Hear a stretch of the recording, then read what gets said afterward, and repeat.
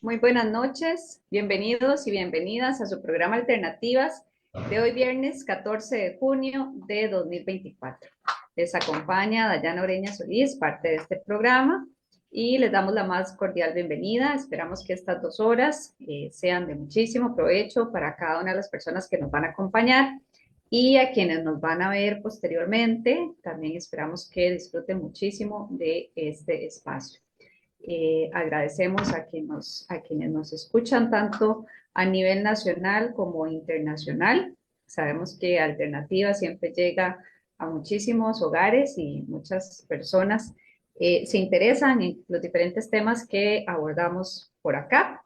Recordarles que Alternativa se transmite a través del Facebook Live de este programa, ¿verdad? Alternativas. Además, pueden ubicarnos en diferentes radios digitales como Radio Guanacaste, Radio Soberanía y Radio Revolución.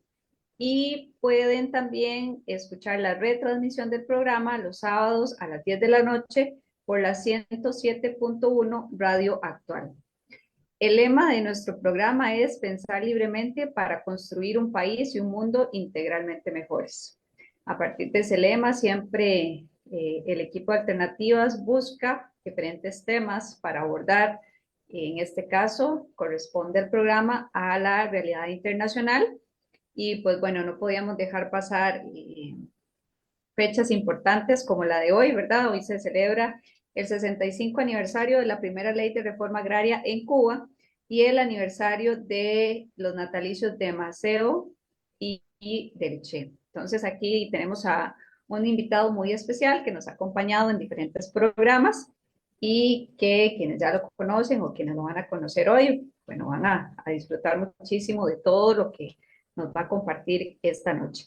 Pero bueno, también además del invitado que nos acompaña hoy, que es el embajador de Cuba en Costa Rica, don Jorge Rodríguez, tenemos a un integrante nuevo de la Comisión de Realidad Internacional que se suma a este trabajo, ¿verdad? Y se suma al equipo de Alternativas y a quien vamos a darle la bienvenida y quien será la persona que les va a estar acompañando en este espacio. Entonces, saludo muy calurosamente a Ernesto Alfaro, a quien le voy a dar la palabra también para que se presente y nuestra audiencia lo conozca. Adelante, Ernesto. Sí, muchas gracias. Efectivamente, bueno, no es la primera vez que nos oímos en este programa. Yo he participado creo que una o dos veces en el programa Alternativas en años anteriores. Y hace relativamente pocas semanas fui invitado nuevamente a ser parte ya del equipo de producción del programa, ¿verdad? Espero aportar un poquito de, con lo que se puede, ¿verdad? Con lo que se pueda a este programa, a este esfuerzo que ya tiene su tiempito también de estar funcionando y que llega pues a muchas personas por diferentes, ¿verdad? Ya sea por el Facebook Live, por la misma radio, cuando se retransmite, etcétera. Y bueno, y aquí estamos exactamente para aportar en lo que en lo que podamos. Ahora en este caso pues soy parte del equipo de Realidad Internacional. Y bueno, vamos a ver cómo, y de unas pido disculpas porque es la primera vez que coordino un programa de estos, así que porque otra vez he estado como invitado, no como coordinador. Entonces, pues, sí, ahí pues espero que haya algo de retroalimentación de parte de los oyentes para ir mejorando este programa, ¿verdad? Muchísimas gracias, Ernesto, por acompañarnos esta vez, como decís, ya como parte del equipo. Y de esta forma también invitamos a las personas a que nos dejen sus comentarios o sus preguntas a través del Facebook Live de Alternativas. Para nosotros es muy importante poder leerles y con esto, ¿verdad? Darle un poco más de dinamismo a cada espacio que tenemos los viernes. Y bueno, vamos a darle la palabra a nuestro invitado de esta noche también para que se presente y ya luego pues comenzaríamos con el tema de esta noche. Entonces, adelante, don Jorge. Bueno, muy buenas noches a todos y a Muy todas los buena. que nos estén viendo y escuchando en este programa. Muchas gracias por la invitación de poder abordar estos temas importantes, los natalicios, el aniversario de los natalicios de Antonio Maceo y, y Ernesto Che Guevara, así como conversar también y exponer algunas ideas sobre el 65 aniversario de la primera ley de reforma agraria en Cuba, que realmente el aniversario fue el 17 de mayo, pero bueno, por problemas de organización del programa, no fue hasta hoy que lo hicimos y coincidentemente es en la fecha de los aniversarios de los natalicios de Che y Maceo. Figuras ambas que tienen que ver mucho también con la ley de reforma agraria en, en nuestro país. Entonces, bueno, como todos conocen, soy el embajador de Cuba en Costa Rica desde enero del año 2020. Ya llevo 4 años y 5 meses en esta función. Y para mí realmente es un placer siempre poder conversar y explicar realidades de nuestro país, de su historia, de su actualidad, en fin, con el objetivo de brindar por lo menos nuestros puntos de vista para que las personas puedan, bueno, después con la información adicional que tengan, sacar sus propias conclusiones. Así que ese es el objetivo del programa de hoy, conversar sobre estos temas. Trataré de hacerlo lo más sucintamente posible, e incluso no sé si está previsto, pero también al final puedan hacer algunas preguntas y que yo pueda responder sin problema. Correcto. No, en este momento no tenemos como para un teléfono abierto, pero las preguntas podríamos recibirlas en el Facebook de Alternativas y luego pues hacérselas llegar para ser contestadas en otra ocasión. Pero bueno, sí, efectivamente, entremos en materia. Creo que ahora que hablamos de reforma agraria y que se ha hablado mucho en América Latina sobre reforma agraria, ¿verdad? Creo que tal vez deberíamos empezar en un contexto de cómo era la tenencia de la tierra en la Cuba antes de la reforma agraria. Sí, correcto. Bueno, primero hay que acudir a algunos antecedentes históricos, ¿no? Porque si no, no se puede entender por Ujú, qué hubo una reforma agraria en Cuba y la necesidad de una reforma agraria en Cuba. Hay que recordar, bueno, primero, Cuba fue una colonia de España. ujú. España, al conquistar nuestro país, pues por supuesto se apoderó de, de la isla. Pero ocurre que, como todos también conocen, Estados Unidos interviene militarmente en Cuba a finales del siglo XIX, en el año 1898, cuando ya la guerra por la independencia prácticamente estaba ganada por los cubanos, y ocupa militarmente el país durante 4 años. Y para abandonar la, la isla, pues bueno, incluyó en nuestra constitución, en nuestra primera constitución, un apéndice conocido como la enmienda Platt, que era una ley del gobierno de los Estados Unidos, del Congreso de los Estados Unidos, que le daba el derecho a intervenir en nuestro país cuando considerara que sus intereses estaban en peligro. Y así lo hizo en más de una ocasión. Pero me refiero a este punto específico de la ocupación militar porque fue en ese momento que Estados Unidos aprovechó para apoderarse de la mayoría de las tierras en nuestro país. Hay eh, hay- como todos conocen, el 26 de julio del año 1953, Fidel Castro asalta el cuartel Moncada con el objetivo de iniciar la revolución y tomar el poder. Y entre las primeras leyes, o sea, él después, aquel asalto, eh, o sea, no prosperó desde el punto de vista militar, fue abortado desde el punto de vista militar y Fidel fue juzgado y condenado a prisión. Él ejerció, como en su calidad de abogado, ejerció la,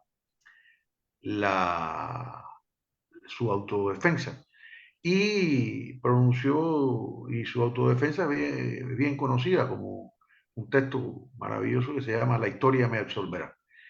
En esa, en esa autodefensa, Fidel señala las leyes que iban a aprobar un gobierno revolucionario en caso de que hubiese triunfado el asalto a Cuauhtémoc.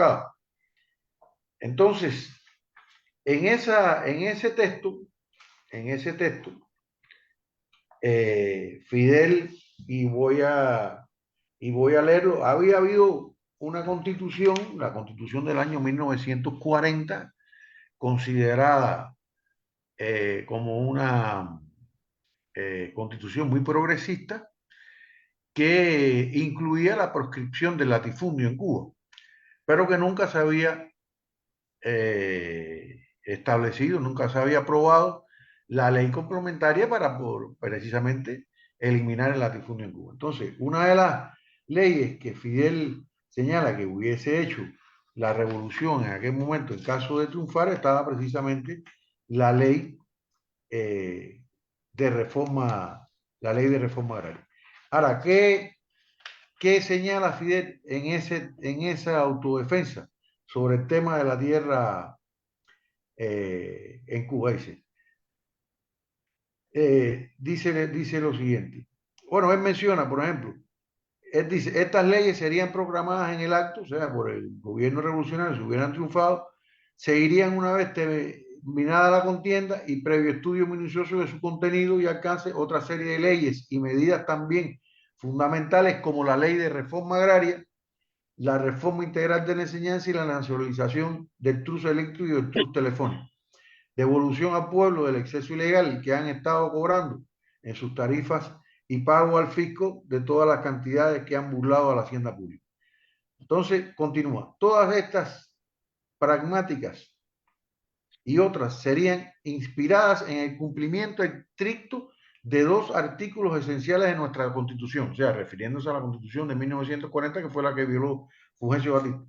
Uno de los cuales manda que se proscriba el latifundio y a los efectos de su separación la ley señale el máximo de extensión de tierra que cada persona o entidad pueda poseer para cada tipo de explotación agrícola, adoptando medidas que tiendan a revertir la tierra al cubano. Y el otro ordena categóricamente al Estado emplear todos los medios que estén a su alcance para proporcionar ocupación a todo al que carezca de ella y asegurar a cada trabajador manual e intelectual una existencia decorosa. Ninguna de ellas podrá ser tachada, por tanto, de inconstitucional. El primer gobierno de elección popular que surgiere inmediatamente después, o sea, él pensaba y hablaba de unas elecciones posteriores a la toma del poder por la revolución. Y eso lo va a mantener después. Y sobre eso me voy a referir, porque hay una serie de tergiversaciones y de malas interpretaciones, algunas obviamente con muy mala intención, sobre esto que dijo Fidel de las elecciones, que lo repitió después en una entrevista que le hicieron durante la Sierra Maestra, que lo repitió en otra entrevista que lo hizo cuando visitó Estados Unidos en 1959. Entonces, dice, el primer gobierno, y repito, el primer gobierno de elección popular que surgiere inmediatamente después tendría que respetarlas, no solo porque tuviese un compromiso moral con la nación, sino porque los pueblos, cuando alcanzan las conquistas que han estado anhelando durante varias generaciones, no hay fuerza en el mundo capaz de arrebatarse. Y aquí resume Fidel cuál era la situación que había en Cuba con el tema de la tierra. El problema de la tierra, el problema de la industrialización, el problema de la vivienda, el problema del desempleo, el problema de la educación y el problema de la salud del pueblo, es ahí concentrados los 6 puntos a cuya solución hubieran encaminado resueltamente nuestros esfuerzos junto a la conquista de las libertades políticas. Dice, quizás luzca fría y teórica esta exposición, si no se conoce la espantosa tragedia que está viviendo el país en estos 6 órdenes, sumada a la más humillante opresión política. Dice, el 85% de los pequeños agricultores cubanos está pagando renta y vive bajo la perenne amenaza del desalojo de sus parcelas. Más de la mitad de las mejores tierras de producción cultivadas está en manos extranjeras. En Oriente, que es la provincia más ancha, las tierras de la United Fruit Company y la West Indies unen la costa norte con la costa sur. hay 200.000 familias campesinas que no tienen una vara de tierra donde sembrar unas viandas tubérculos, para sus hambrientos hijos, y en cambio permanecen sin cultivar en manos de poderosos intereses cerca de 300.000 caballerías de tierras productivas. Si Cuba es un país eminentemente agrícola, si su población es gran parte campesina, si la ciudad depende del campo, si el campo hizo la independencia, que se está refiriendo aquí Fidel, la participación de las capas más humildes de nuestra población en la guerra por la independencia, que fundamentalmente eran gente que trabajaba en el campo, etcétera.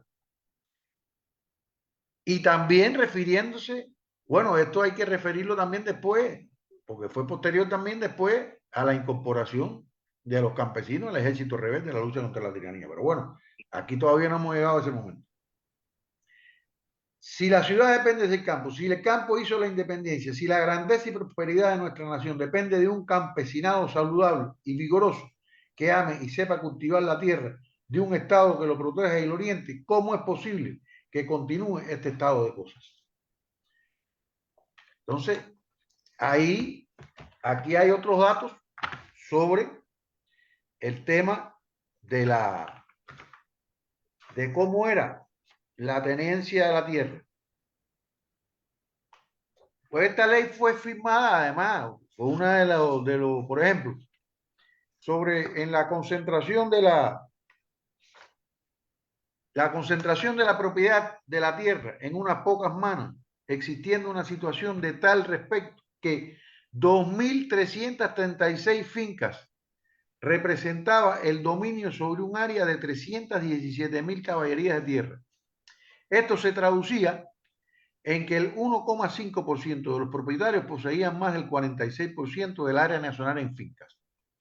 El desaprovechamiento de las tierras en las grandes fincas, donde se mantenían las áreas cultivadas en una proporción de bajos rendimientos, utilizando áreas excesivas en una explotación extensiva de la ganadería y aún manteniéndose totalmente ociosas y a veces cubiertas de marabú, una planta parasitaria que se extiende muy fácilmente. Dicen que fue introducida en Cuba como una planta ornamental y resulta ser que lo que nos ha causado es un desastre tremendo porque todavía hay marabú en Cuba, porque se expande, se propaga muy fácilmente y una madera muy dura o sea, es una planta muy dura, es difícil hay que arrancarla prácticamente de raíz para poderla eliminar. Está extendida en muchas áreas, en muchas tierras fértiles, etcétera. Ahora en estos momentos hay proyectos donde se está trabajando, se está talando esa planta y se está haciendo carbón con ella incluso para la exportación de muy buena calidad, por cierto. Bueno, esa disgregación la hice ahí para que se entendiera qué cosa es Marabú cuando hablamos de eso, ¿no? Claro. Entonces, la necesidad de crecimiento y de diversificación de de la industria cubana para facilitar el aprovechamiento más eficaz de sus recursos naturales y humanos y la eliminación de la dependencia del monocultivo agrícola. O sea, básicamente, la mayor parte de las tierras en manos de las empresas yanquis era dedicada a la producción de azúcar. Cuba era una economía monoproductora de azúcar asociada al mercado norteamericano. Y entonces, bueno, precisamente cuando se adopta y se firma la primera ley de reforma agraria, Estados Unidos se considera que ese es como el disparo de salida de toda la articulación de todas las medidas coercitivas contra nuestro país, incluyendo el bloqueo económico, comercial y financiero que perdura hasta ahora. Hay el famoso memorándum de Lester Mallory del año 1960, que está en plena vigencia. después me puedo referir a él, pero Ujú. bueno, esta ley hay que decir varias, hay que señalar algunas cosas. O sea, como se dice ahí en la historia de Manso Verá, la idea precisamente al triunfo de la revolución era celebrar elecciones libres. La primera medida que hace la revolución, cuando triunfa, todos sabemos que las revoluciones son fuentes de derecho, es restablecer los principios de la Constitución del año 1940. Si usted toma, si usted toma la ley fundamental de 1959, del gobierno revolucionario, una vez que triunfa la revolución, y la ley y la constitución de 1940, se va a dar cuenta que son prácticamente idénticas, con las adecuaciones propias del momento histórico, porque se imaginarán que no había Congreso, los representantes a la Cámara y los senadores en su mayoría habían abandonado el país o estuvieron en connivencia con la tiranía de Fulgencio Batista. No fue Batista el que disolvió el Congreso en Estados Unidos, el que acabó con los partidos políticos electorales. Esa es la realidad, no fue la revolución. La revolución no prohibió los partidos políticos, no, no los erradicó, no los persiguió. Lo que ocurre es que esos partidos políticos primero fueron incapaces de impedir el golpe de Estado de Fulgencio Batista y en segundo lugar prácticamente desaparecieron. Entonces, pero el artículo 162, si mal no recuerdo, de la Constitución de 1940, que se mantiene en la Ley Fundamental de 1959, está como formar y crear los partidos políticos. Ahora, ¿qué ocurrió? Que en lugar de optar por la lucha política para enfrentar a la revolución, Estados Unidos y sus lacayos locales optaron por la guerra. Tan es así, que ya en enero de 1959, a pocos días de triunfar la revolución, el señor Díaz Balart, el padre de estos representantes a la Cámara en Estados Unidos por el estado de la Florida, Mario Díaz Balart, Lincoln Díaz Balart, etc., el padre del señor, que había sido ministro de gobierno durante la dictadura de Fulgencio Batista, que además, cuando triunfa la revolución, está fuera del país en ese momento, funda en Nueva York la primera organización contrarrevolucionaria, la Rosa Blanca. Después comenzó, obviamente, en la medida en que la revolución se fue radicalizando y comenzando a cumplir sus promesas y su programa del Moncada, pues optan por hacer la guerra y organizar bandas contrarrevolucionarias, sabotajes a nuestra economía y toda la estela de agresiones que conocemos. Ahora, ¿cuál es realmente el momento en que pasan a una ofensiva tremenda? Es cuando se firma la ley de reforma agraria. ¿Y quiénes son los afectados en la primera ley de reforma agraria? Obviamente, las grandes empresas norteamericanas como la United Fruit Company, que mencionaba Fidel en su alegato de la historia, me absolverá. Hay que recordar el antecedente de lo que ocurrió en Guatemala en 1954, cuando se afectó a United Fruit Company, el derrocamiento de Jacobo Arbenz y todo aquella, lo que ocurrió después en Guatemala por atreverse a enfrentar a la United Fruit Company. Bueno, lo mismo pretendieron hacer en Cuba, lo que pasa es que no lo pudieron lograr. Después de eso se incrementaron la organización y financiamiento por parte de la CIA de organizaciones contrarrevolucionarias, de los sabotajes a nuestra economía, de los atentados, de las acciones armadas y violentas, del fomento y creación en gran parte de nuestro país de bandas contrarrevolucionarias, al mismo estilo de lo que después crearon en Nicaragua durante la revolución sandinista, la invasión mercenaria como ustedes más la conocen, de Bahía de Cochino, donde una fuerza invasora mercenaria, organizada y financiada más por Estados Unidos, invadió nuestro país y fue derrotada en 72 horas.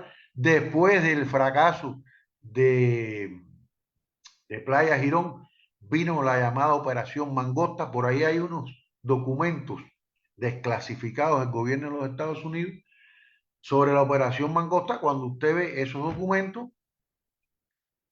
que supuestamente era el grupo de acciones contempladas en esa operación, eran para ser ejecutadas en el año 1962, pensando que en el año 1962 iban a poder derrotar la revolución, que no lo pudieron hacer, y cualquiera dice, bueno, la operación Mangosta terminó en el año 1962. No, no, si usted ve esos documentos y esas acciones previstas en la operación Mangosta, se va a dar cuenta que son prácticamente las mismas que están aplicando ahora contra nuestro país.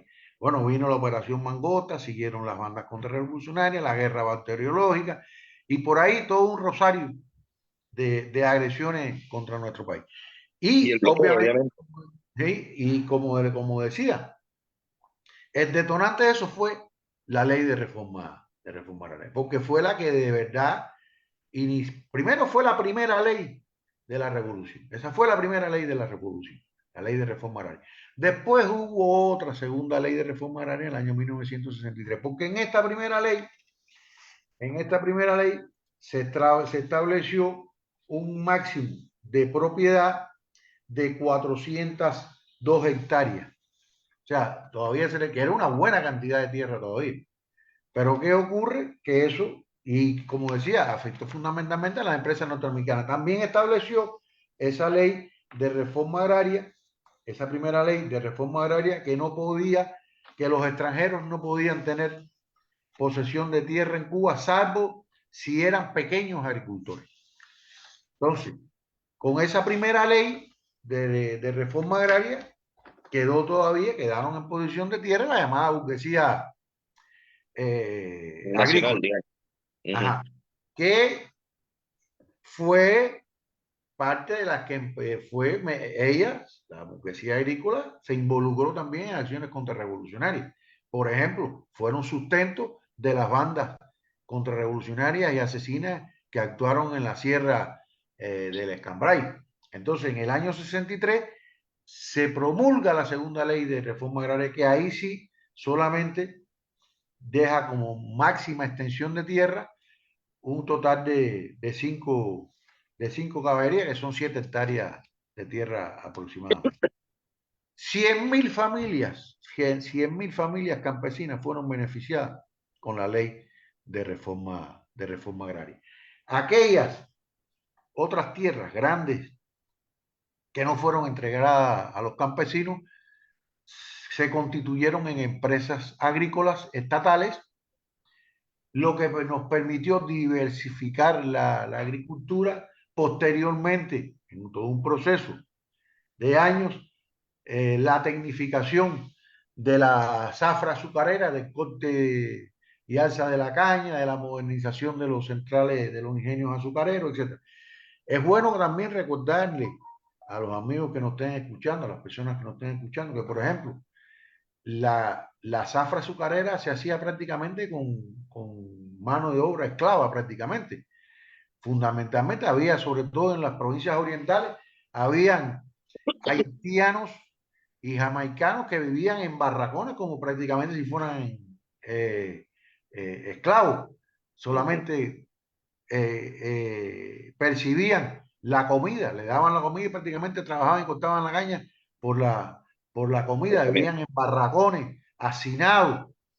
Estaba también, había una figura que se conocía como la parcería, que era prácticamente una relación de tipo feudal en nuestro país en cuanto a la tierra, que era le daba a un dueño de tierra, le daba un pedazo de tierra a un campesino y el campesino le tenía que dar parte de su producción como compensación, como si fuera una renta de la tierra. Existían otras formas, por ejemplo, de explotación que era a esos trabajadores que lo hacían en un latifundio, etcétera, le pagaban con bonos y con esos bonos solamente podían comprar en el mercado que era propiedad del dueño de la tierra. O sea, era prácticamente una relación de esclavitud. Bueno, hay que ver también en la historia de superar las cifras que da Fidel de la desnutrición infantil, cómo era el atraso en los campos de Cuba. Yo personalmente les puedo decir a las personas que nos están viendo y escuchando que conocí esa realidad porque en el año 61, aunque tenía solamente 8 años de edad, mi madre me llevó, la acompañé, no tenía con quién dejarme y la acompañé a la campaña de alfabetización y la ubicaron por allá en las estribaciones de la Sierra Maestra. Y conocí la realidad que se vivía porque estábamos hablando del año 1961, o sea, durante la campaña de alfabetización, 2 años apenas del triunfo de la revolución. Y había que ver, a mí realmente eso, yo diría que eso marcó mi, mi vida en tanto conocí esa cruel realidad que había en la mayoría de nuestro país y la que sufría la mayoría de pueblos. Que no tenían asistencia médica alguna, no sabían lo que era comer carne, ahora que se habla que si la carne, no, bueno, aquella gente no conocía lo que era la carne de res, por ejemplo, apenas consumían proteína, el huevo, porque tenían una economía prácticamente de subsistencia, con lo poco que podían cosechar en tierras que además eran pedregosas, porque vivían cerca de un latifundio ganadero, pero ellos vivían en lo que se conocía en Cuba como los realengos, eran como las áreas se delimitaban de forma circular, el pequeño triángulo ese que se hacía entre los círculos, eso es lo que es realengo, porque ahí no pertenecía a nadie, pero ahí es donde se ubicaban la gente pobre. Y hay batallas como la de Realengo 18, etc. O sea, la situación en el campo nuestro era tremendamente eh, eh, que la caracterizaba la pobreza, el atraso, los niños sin escuela, no había escuela. Bueno, por eso se hizo una campaña de alfabetización en el año 1961, donde se llevó la enseñanza, se enseñó a leer y a escribir a todas aquellas personas que no lo sabían, que no lo sabían hacer, incluyendo adultos, niños, jóvenes. Después se crearon los planes de, de becas donde todos aquellos muchachos donde no había posibilidades de estudiar, se les ofreció beca para que estudiaran en las ciudades, en las zonas urbanas donde había becas, se les albergaba, se les costeaba todo su estudio, toda su manutención. En fin, una obra gigantesca hasta que en la medida que fueron pasando los años, la revolución fue construyendo caminos, carreteras, escuelas en el campo, en el campo y dentro del campo. También se conoce en Cuba un programa que hubo que se llamó en las escuelas en el campo. Pero realmente yo, por ejemplo, estudié bachillerato becado en una escuela en la ciudad de La Habana, que éramos más de 3.000 alumnos y había estudiantes de una punta a la otra de la isla, porque en sus pueblos, en sus ciudades, no existían escuelas de segunda enseñanza de bachillerato. Y entonces, si no eran becados por el gobierno revolucionario, no hubiesen podido tener la posibilidad de estudiar, de superarse. O sea, esa era la realidad cruda de nuestro país. Pero como decía, la ley de reforma agraria, que además es una ley de carácter pequeño burguesa, no es ni siquiera una ley socialista, una ley comunista, como la que pretenden de presentar. Entonces es una ley de carácter democrático burguesa, pero ni eso aceptaba Estados Unidos.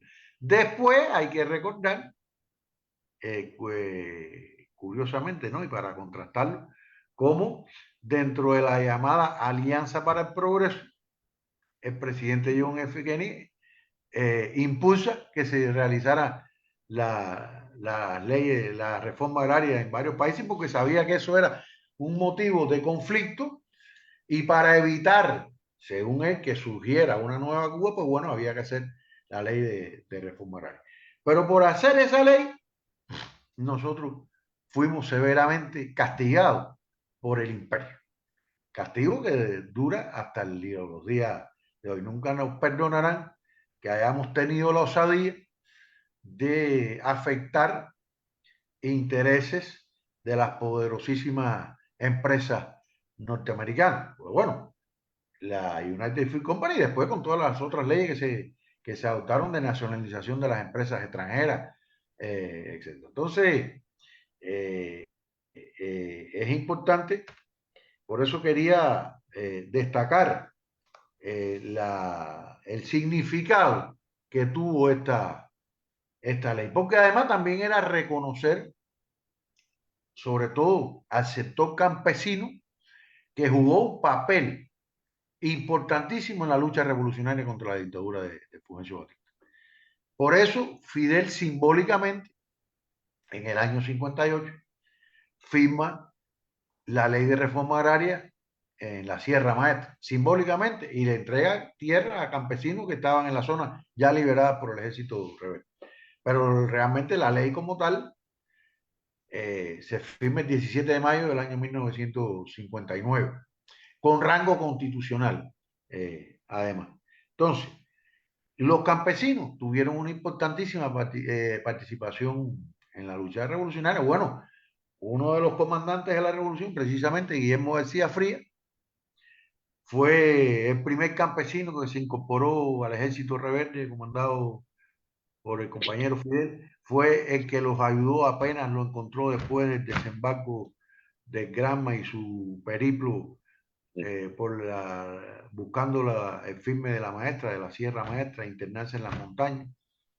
Fue el que los ayudó, y así después se incorporaron muchos campesinos que tuvieron un desempeño muy destacado en la lucha revolucionaria y llegaron a ocupar grados y a alcanzar grados de comandante, de capitán, y con mucho prestigio en el ejército rebelde. También el campesinado fue víctima de los bombardeos, de las masacres, de los asesinatos por parte del ejército de la tiranía de Fulgencio Batista. Por lo tanto, era también un tema de justicia, también entregarle a los campesinos un pedazo de tierra propio, y se repartieron, se les entregó con sus títulos de propiedad, etc.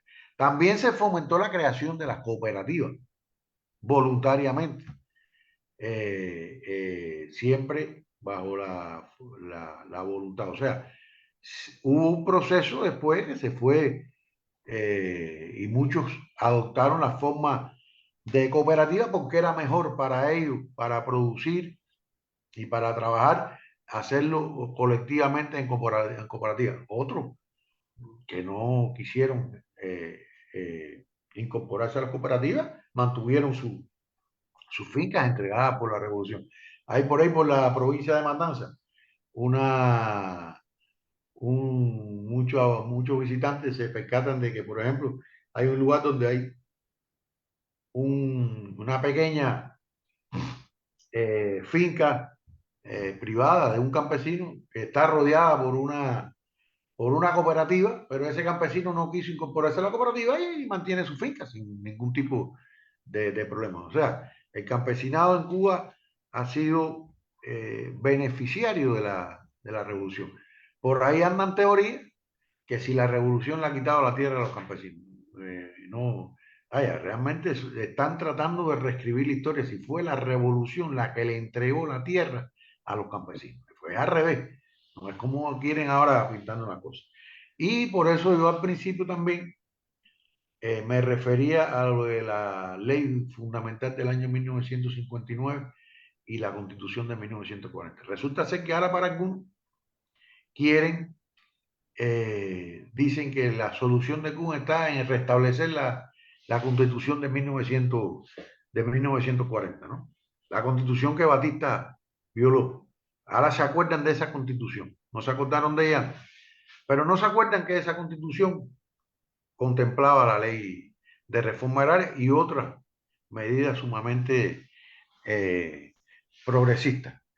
Pero no, Señor embajador, me sí, gustaría, porque usted al principio nos explicaba que Cuba era pues prácticamente un monocultivo, ¿no? Era solo azúcar. Con esta entrega de la tierra a los agricultores, ¿verdad? ¿Cómo logra diversificar su producción agrícola? bueno, nosotros, a ver, nosotros comenzamos primero, eh, como le decía, tecnificando la, lo que era la producción azucarera. O sea, pasamos de una etapa donde la caña se cortaba manualmente, que era un trabajo durísimo,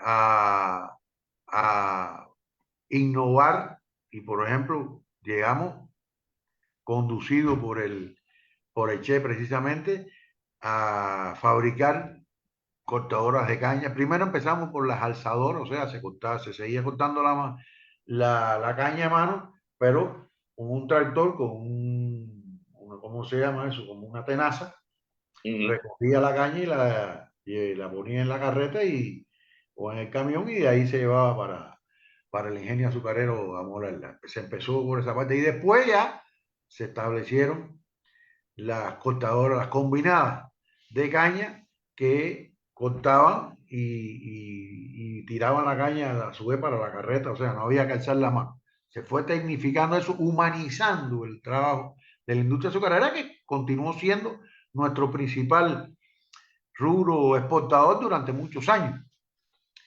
Eh, entonces, eso fue. Después también se empezaron a desarrollar otros cultivos, como el cítrico, por ejemplo. Nosotros llegamos a tener importantes exportaciones de cítrico en nuestro país. ¿Qué ocurrió?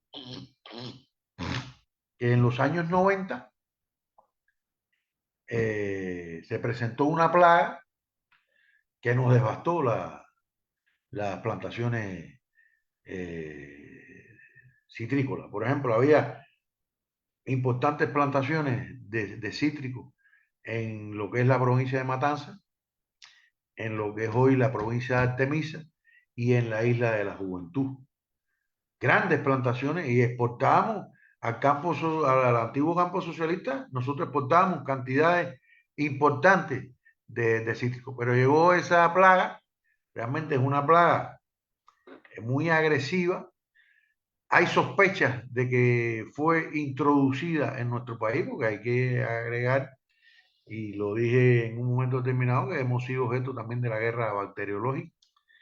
Hay sospechas de que esa plaga fue introducida intencionalmente en nuestro país, es decir, es una plaga muy agresiva, muy difícil de erradicar. Prácticamente nos decían el otro día, precisamente aquí en Costa Rica, una persona que conoce bien de eso, que es una, porque aquí existe también, lo que pasa es que la han podido controlar de alguna manera con otras variedades, etcétera, pero que es una plaga que hay que arrancar, es una bacteria que se aloja en el tronco del árbol, de la planta, muy cercano a la tierra, y va como chupándole la savia a la planta hasta que la seca totalmente, y que entonces hay que cortar la planta a raíz del suelo, hacer una cruz, etcétera, y echarle una serie de insecticidas, y que eso desaparecerá, posiblemente tiene posibilidades de desaparecer después de los 15 años. O sea, es una situación bastante compleja, que han optado por utilizar otro tipo de variedad que se siembra en lugar de 400 plantas por hectárea, se siembran hasta 1200, y cuando se enferma una mata simplemente la sacan y no afecta el rendimiento de por hectárea de tierra. Es una experiencia que hay que estudiar. No sé si nosotros estaremos en condiciones de hacerlo, porque utilizan algunos productos que los cuales nosotros no tenemos acceso, etcétera. Entonces, eh, ese es también estamos produciendo hemos venido produciendo, por ejemplo, cantidades importantes de papa para el consumo nacional. Hubo un momento cuando existió la Unión Soviética que teníamos una producción muy grande de papa y la intercambiamos. En el momento en que ellos no podían producir la papa, nosotros se la suministramos y en el momento en que nosotros no la producíamos, ellos nos la suministraban a nosotros. O sea, se estableció ahí.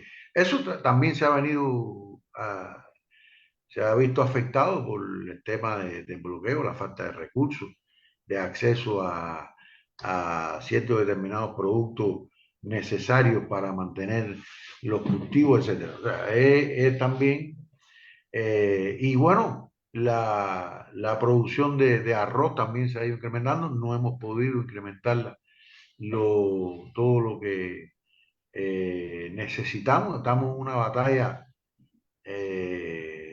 dura por tratar de producir los alimentos necesarios para el país, no todos, pero bueno, por lo menos los alimentos básicos del país, pero bueno, hemos enfrentado numerosas adversidades climatológicas, de introducción de plagas, los efectos del cambio climático, que también estamos afectados igual que el resto de los países con la salinidad de los suelos, los huracanes. Por ejemplo, nosotros en un momento determinado sembramos bananos a lo largo de todo el país. ¿Por qué? Porque los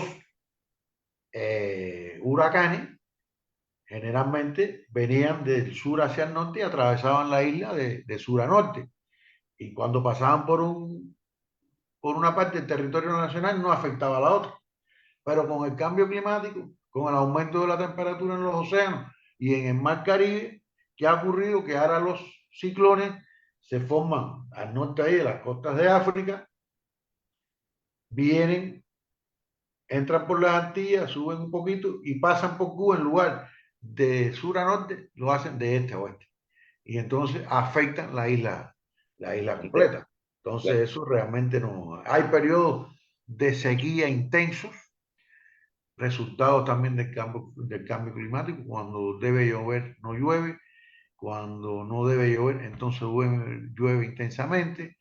En fin, enfrentamos, además de las consecuencias, como decía, del cambio climático y todo eso, como cualquier otro país, y bueno, enfrentamos adicionalmente la guerra permanente que nos hace Estados Unidos. Entonces, estamos trabajando, hemos logrado también ya producir por medio de, de la biotecnología variedades de algunos cultivos más resistentes a las plagas, a la sequía. O sea, en fin, lo que pasa es que tenemos un serio problema todavía. También tenemos ahora otro problema adicional y es el envejecimiento de la población cubana. O sea, tenemos en estos momentos tierras, porque, a ver, me explico, como le decía, la ley de reforma agraria, aquellas grandes extensiones de tierra que no se distribuyeron, que se mantuvieron en lugar de estar en manos de una empresa extranjera o un particular, se mantuvieron en manos del Estado como empresas estatales. Grandes empresas estatales con grandes extensiones de tierra que permitieron la tecnificación de la agricultura, la introducción de los regadíos. Entonces, pero y la utilización de mucha maquinaria agrícola para el cultivo, tractores, para arar la tierra, todas esas cosas. Nuestra tierra también tiene, por su composición geológica, también tiene no es como en otros lugares, es una tierra dura que hay que ararla y tiene otro proceso que son las ruedas esas sentadas que hay para que se pueda cultivar la tierra. Es costoso, muy costoso también atender la tierra, hacerle sus actividades culturales mecanizadamente, es costoso, requiere de mucho combustible. ¿Qué pasó? Cuando cae el campo socialista, que desaparece la Unión Soviética, que nuestra relaciones, en un 75%, relaciones económico-comerciales en aquellos países, se nos, se nos, nos vimos afectados con los suministros de combustible. Entonces, ya aquella forma en que hacíamos las producciones, la agricultura, no podíamos hacerlo, porque también se desarrolló mucho la ganadería, la producción de leche, todas esas cosas. El país se abastecía prácticamente de lo que era la leche, se producía queso, o sea, teníamos una agricultura bastante diversificada y avanzada. Pero con la caída del campo socialista y de la Unión Soviética, que era nuestro principal suministrador de combustible, tuvimos que optar por otras formas de Ujú. producción. Se crearon las unidades básicas de producción, las unidades cooperativas de producción también, en manos de los trabajadores, etcétera, pero sin los recursos necesarios que necesitaba la, la agricultura. Y entonces también tenemos el problema que precisamente producto del desarrollo educacional, cultural de nuestro país, mucha gente pasó a vivir del campo a la ciudad. Y hoy Ujú. no hay quien haga regresar a esa gente al campo nuevamente, ¿no? Entonces tenemos, por ejemplo, un déficit de fuerza de trabajo en el campo para cultivar la tierra, etcétera. Hay programas que se están haciendo de incentivo para que la gente regrese a la tierra, pero hay quienes prefieren, sobre todo los jóvenes, prefieren primero estudiar informática, por ejemplo, o medicina, u otra carrera universitaria, porque además tienen la posibilidad que regresar a trabajar la tierra, porque además trabajar la tierra en las condiciones de Cuba no es bastante duro, ¿no? Por la temperatura, el calor, etcétera, la humedad, no es difícil, es dura el trabajo en el campo. Ya usted a las 10 de la mañana en Cuba, en el campo, si está bajo el sol, realmente parece también que lo están asando a uno en una parrilla, porque se siente y entonces hay que levantarse muy temprano.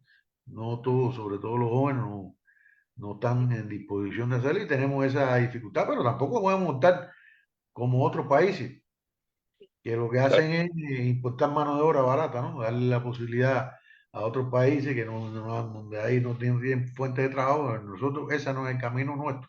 Eso existió antes de la revolución, pero ese no es el Yo camino.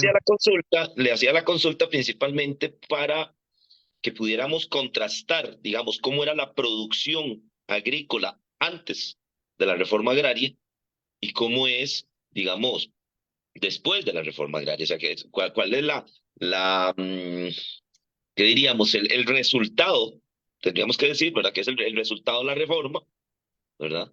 En este momento contrastado con la tenencia anterior de la tierra y las formas antiguas, digamos, en Cuba de producción agrícola.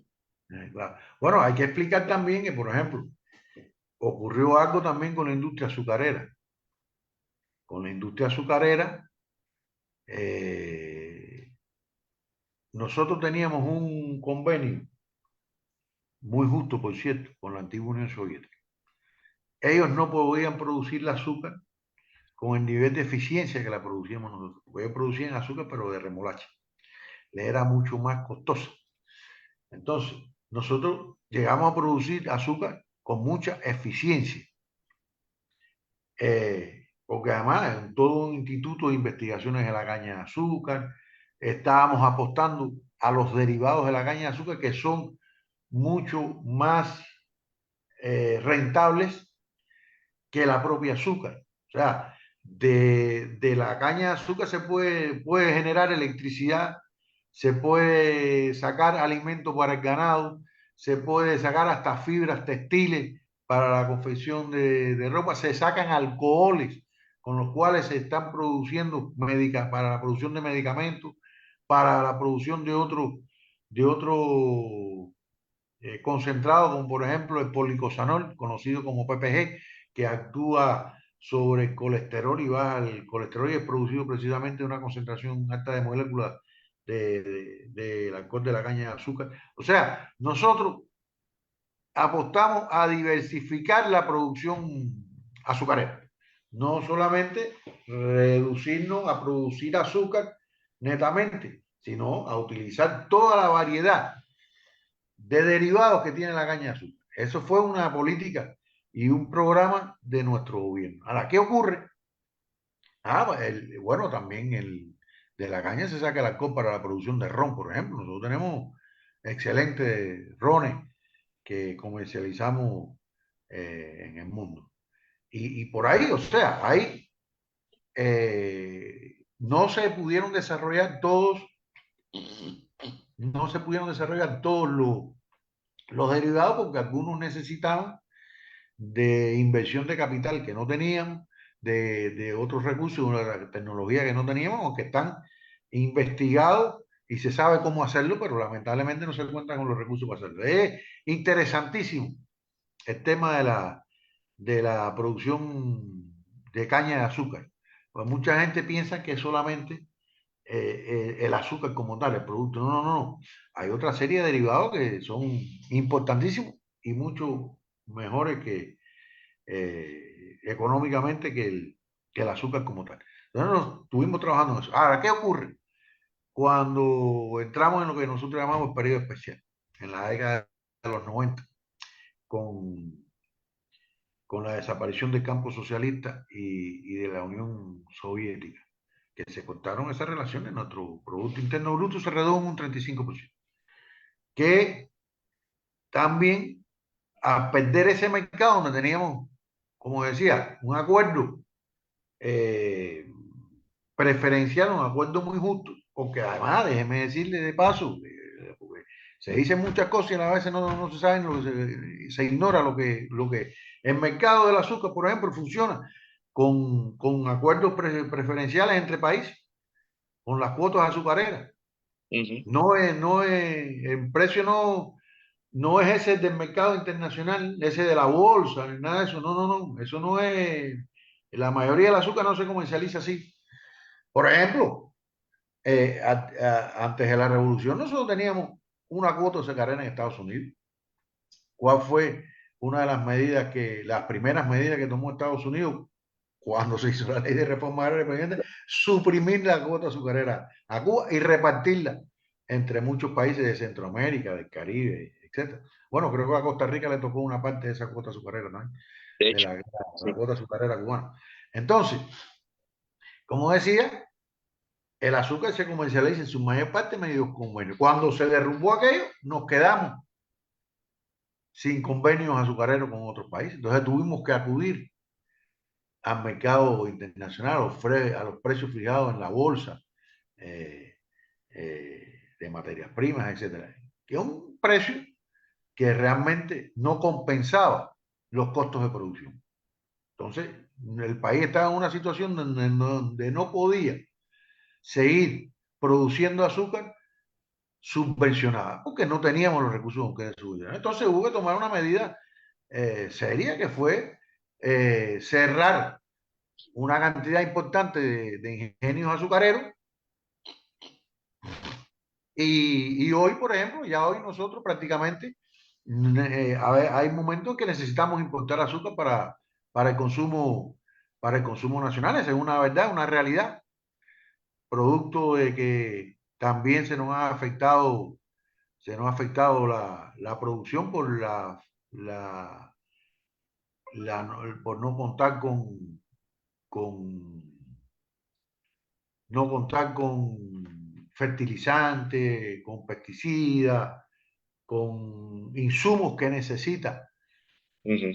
la industria azucarera, tanto en la parte agrícola como en la parte industrial. Realmente tenemos un problema serio, hay muchas quejas y muchas críticas al sector agrícola en nuestro país. Yo creo que realmente hay algunas que son realmente justas. Yo creo que se está en un análisis importante para ver si se recuperan producciones determinadas que pensamos que se puede hacer aún en las condiciones de bloqueo, aún tenemos que buscar nuevas formas de asociación, incluso con capital extranjero que pueda aportar la tecnología, los recursos para explotar las tierras, crear eh, eh, productos de exportación, porque nosotros necesitamos Cuba es una economía abierta, entonces depende de sus relaciones internacionales,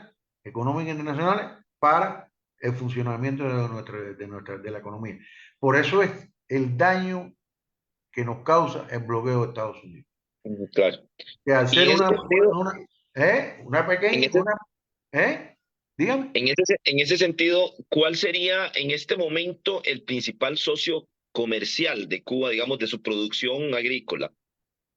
Bueno, a ver, nosotros exportamos muchas cosas a China, a la República Popular China, le exportamos algún azúcar, pero básicamente lo que es producción agrícola es más bien para consumo nacional, que no abastece el consumo nacional porque hay productos que en Cuba nunca se podamos producir, como por ejemplo el trigo, no lo vamos a producir, tenemos que importar la harina de trigo para la producción de pan, de galletas y los productos que llevan harina.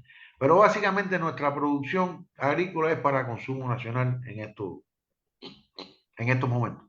Producimos, o sea, exportamos algunas pequeñas cantidades, o sea, yo he visto que hemos exportado, por ejemplo, algunas pequeñas cantidades de aguacate a Italia, de mango, de algunas frutas, etcétera. Teníamos una, como le decía, una exportación de cítricos importantísima, pero ya no la tenemos. No la tenemos. Entonces, básicamente la producción agrícola es para el mercado local, para el mercado nacional, Ujú. pero que todavía no logra abastecer el mercado nacional, lamentablemente, y estamos trabajando. Hay un programa que se tomaron el año antes pasado 63 medidas en el sector de la agricultura, pero que no han dado el resultado esperado. Entonces, se está trabajando en eso y buscando, porque lo que sí estamos conscientes es que tenemos que aprovechar todas las tierras agrícolas disponibles. No todas las tierras en Cuba son también cultivables, hay que tener presente eso, hay personas que no lo saben, pero no, creo que alrededor del 65% que es cultivable, si mal no recuerdo.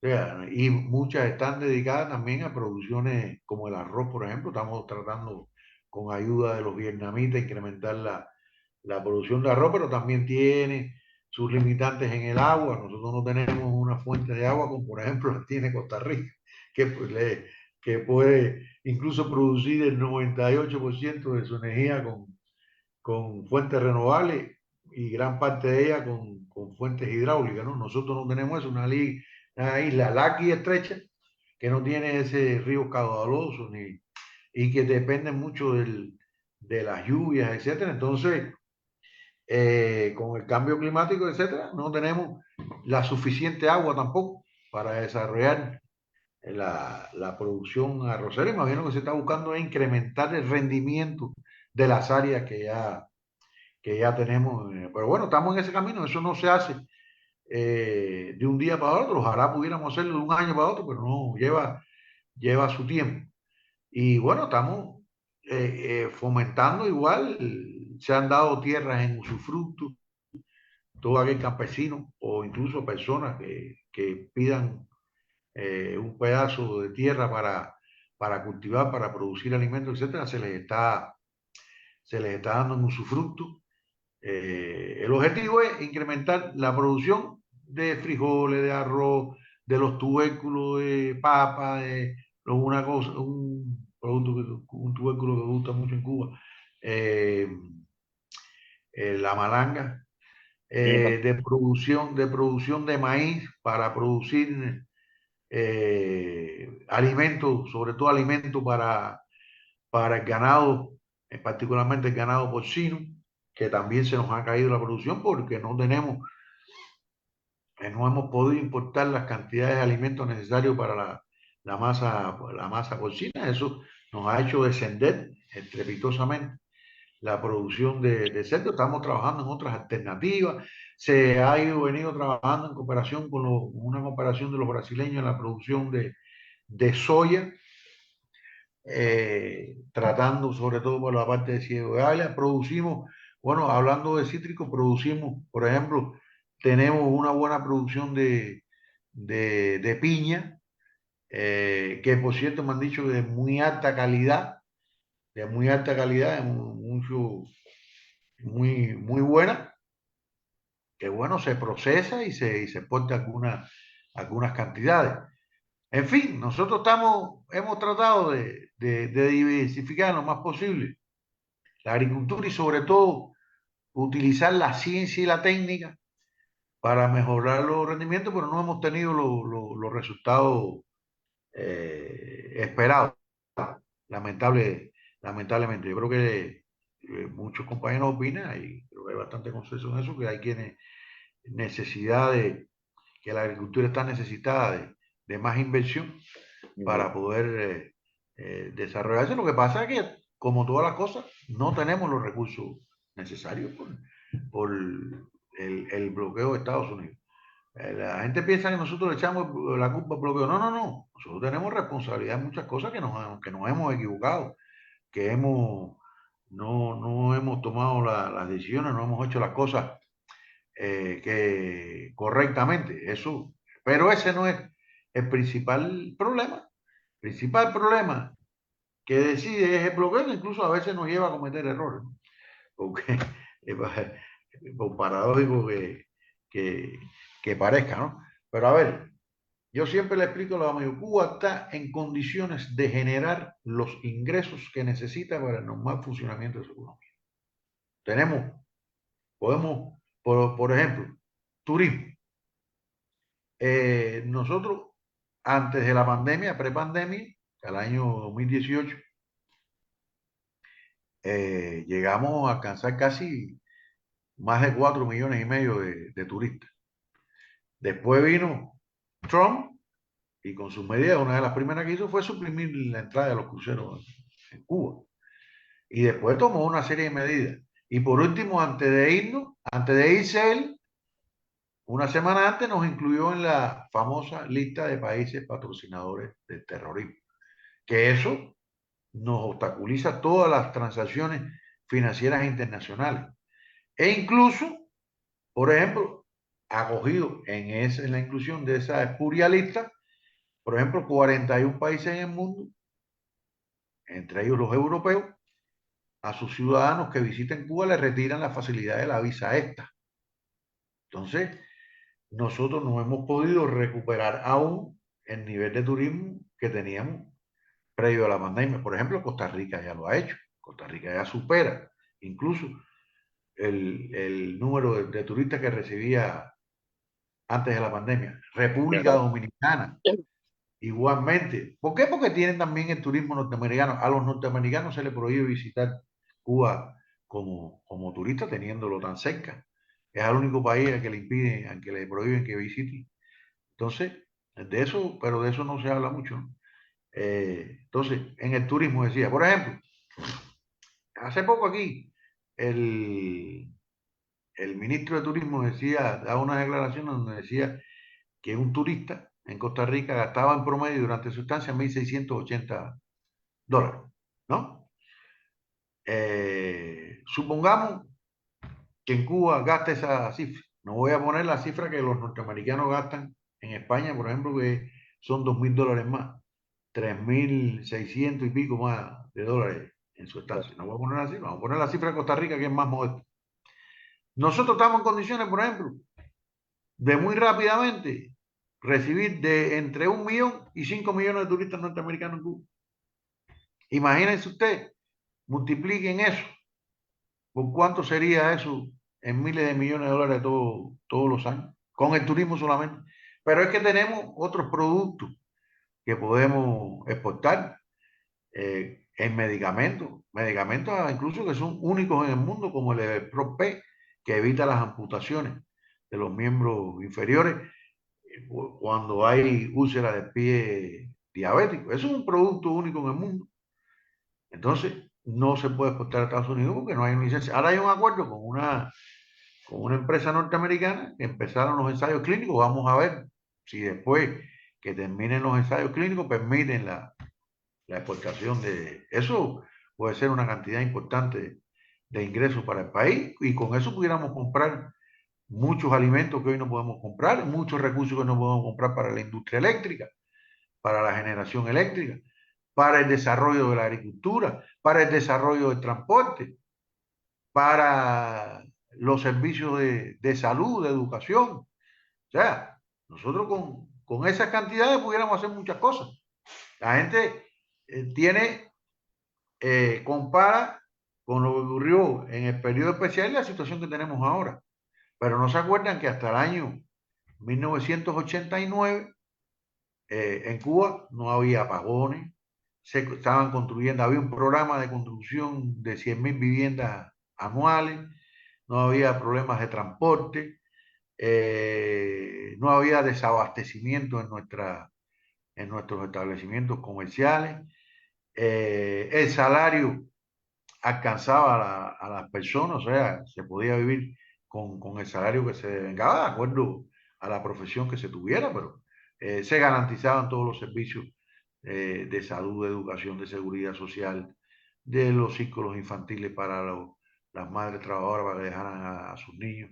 Se construían carreteras, bueno, se empezó a construir la autopista central de occidente al oriente del país y hubo que dejar la mitad de, de la construcción porque no tuvimos más recursos para hacerlo. Se modernizó el transporte por ferrocarril, teníamos una flota importante aérea, teníamos una flota importantísima mercante y otra pesquera, pescábamos en las costas de África y del Atlántico aquí en la parte de América del Sur, donde precisamente están los grandes bancos de pesca, etcétera. Exportábamos pescado, cubríamos las necesidades del mercado nacional, de la población. O sea, teníamos toda una serie que no es lo que hay, pero la gente se piensa que siempre hemos sido en la situación que tenemos ahora, porque ahora tenemos una situación realmente muy compleja, muy difícil. Hay desabastecimiento, hay inflación, porque hay un recrudecimiento de la guerra económica que se nos hace diariamente, se nos impide. Bueno, ponía el ejemplo del turismo, como a los que visiten Cuba les retiran la facilidad de la visa. Eso se estimula a a los turistas que puedan ir a Cuba.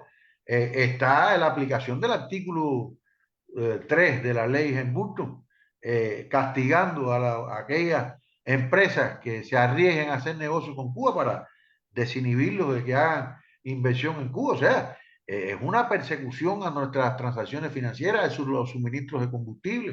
O sea, estamos en una situación realmente muy complicada y muy compleja desde el punto de vista económico, fundamentalmente por el bloqueo de Estados Unidos contra Cuba, por la guerra económica y nada más. Entonces, como le decía, bueno, aparte de los medicamentos, nosotros tenemos níquel también, somos uno de los grandes productores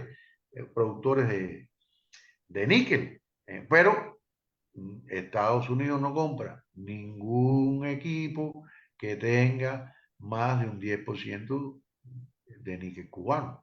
Entonces, eso también, la gente no se acuerda de eso. Nosotros no tenemos acceso a préstamos bancarios, a, El crédito, financiamiento internacional. sí, a financiamiento internacional, como lo tienen otros países. O sea, nosotros vivimos con lo que podemos recaudar día a día. Esa es la realidad, eso lo explicó nuestro presidente en una comparecencia por un programa que tiene, se llama Desde la Presidencia. Lo explicó claramente. Nosotros, por ejemplo, necesitamos 300 millones de dólares anuales para mantener nuestra industria generadora de electricidad y no lo tenemos. Entonces tenemos plantas obsoletas que tienen constantemente roturas, que no se les ha podido hacer el mantenimiento capital que llevan ni la recapitalización que llevan por no tener esos recursos. Entonces, ahí tiene usted entonces los apagones. Adicionalmente a eso, a ocasiones que hemos tenido falta de combustible, en un momento determinado hubo que empezar a utilizar la reserva de combustible porque de noviembre a marzo no entró un banco de petróleo en Cuba. Entonces, explicaba el presidente cómo, por ejemplo, él hizo una visita a un país determinado donde se firmaron una serie de acuerdos que iban a garantizar un suministro estable de combustible a Cuba y apenas saliendo llegaron las presiones del gobierno de los Estados Unidos y no se cumplieron esos, esos acuerdos. Esa es la realidad que vivimos. Entonces, nosotros dependemos, a veces está el barco ahí en las costas de Cuba, barco con suministro de alimentos, con suministro de materias primas para producir medicamentos, o con combustible, o con maquinaria, y no podemos entrar a puerto porque aún no hemos podido pagar lo que trae, lo que lleva para el país. Esa es la realidad, y tiene que esperar días ahí para poder desembarcar y lo que trae encima. Entonces, eso nos crea muchos problemas, nos crea atrasos en el suministro de las materias primas, ciertas y determinadas industrias, de componentes, de insumos que necesitan ciertas y determinadas industrias. Entonces, eso nos crea una serie, muchos problemas. Estamos realmente viviendo en una situación. El presidente en estos días le decía a un grupo de estudiantes que estamos viviendo una economía de guerra, y efectivamente estamos porque es una guerra que se nos hace permanentemente. En estos días hay un fuerte reclamo internacional para que a Cuba se le excluya de esa lista espuria de países supuestamente patrocinadores del terrorismo. Ahora mucha gente se entera que había dos listas, porque nos quitaron de una de los países que no cooperaban con la lucha contra el terrorismo. Nos sacaron de ese, pero nos mantienen en la otra. Entonces, es contradictorio, ¿no?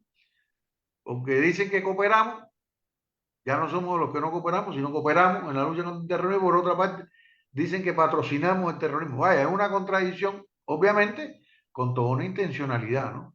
De afectar nuestro desarrollo, nuestra economía, crear desestabilización, porque ellos apuestan mucho a crear desestabilización en nuestro país mediante el disgusto, el descontento de las personas, porque hay otra intencionalidad y es responsabilizar a nuestro gobierno con esa situación, cuando es todo lo contrario. Los principales responsables son ellos. Cese el bloqueo, cese la guerra económica contra Cuba y vamos a ver cómo. Y entonces déjennos solos a ver si de verdad nuestro sistema es ineficiente. Mire, a mí siempre me viene a la mente unas palabras que dijo el entonces presidente Correa hace unos años atrás, que dice que evaluar el desempeño económico de Cuba sin tener en cuenta el bloqueo de Estados Unidos es como encontrarse a una persona en el fondo de una piscina, atado de pies y manos y con dos baldes de cemento en los pies, y llegar a la feliz conclusión de que se ahogó porque no sabía nadar. Yo creo que el presidente Correa lo dio con una brillantez extraordinaria. Ya, entonces, pero no, ellos tratan mediante la propaganda, las redes sociales, los influencers, los youtubers, los reggaetoneros, cuánta alimaña encuentran por ahí que sea capaz de pasarse las 24 horas calumniando, diciendo mentiras, etc.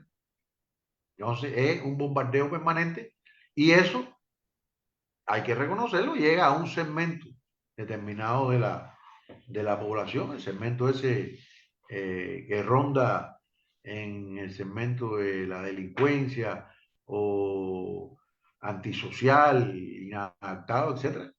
Y entonces esos son los que provocan algunas cosas que lamentablemente han ocurrido en Cuba, como aquellos actos vandálicos del 11 de julio del año 2001, 2021, etc. Entonces, es una guerra permanente. Tenemos una guerra económica, pero tenemos una guerra cultural, porque se trata de reescribir la historia, como les explicaba, tratan de ahora presentar a la Cuba antes del 59 como una tacita de oro, de convertir a Fulgencio Batista en un héroe nacional, eh, de, de decir que Cuba era uno de los países más desarrollados del continente, prácticamente similar a España, aunque no se les olvida que España era un país atrasado de Europa, ¿no? Pero bueno, y así por el estilo, o sea, pintan una Cuba que realmente no era la que existía en el año 1959, porque por eso hubo una revolución, y pintan una Cuba diferente y en virtual que no es la Cuba real.